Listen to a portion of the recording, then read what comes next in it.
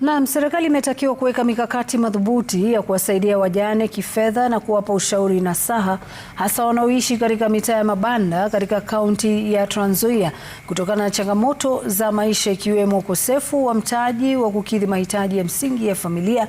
Na baadhi ya wajane kutoka mtaa wa mabanda wa Tuan katika eneo la Saboti wanasema kwamba maisha yao yalibadilika pakubwa baada ya kuwapoteza waume wao zaidi ya miaka 10 iliyopita.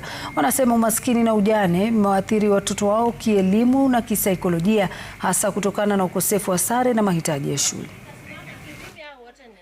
They need to be bold and to face the challenges that we are in, especially the current economy.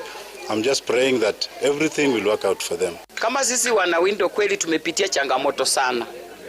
Watoto wetu wamepitia shida. Mimi mtoto alikuwa anaenda shule kiatu imeraruka. Uniform nimepika panja huku. Kama kijana yangu nilikuwa napika upande hii na hapa. Na kale kasichana nilikuwa napika skati paka huku mbele. Mimi kwanza nilikuwa na kijana alikuwa anasema saa ya break hakuwa anatoka break. Alikuwa anaongoja watu waende, wakirudi wakikimbia kwa sababu hawezi angalia nyuma, yeye sasa anaenda. Kwa sababu huku nyuma kulikuwa tu ni TV, yani runinga. Ukiangalia huku nyuma hakuna rangi ya shule.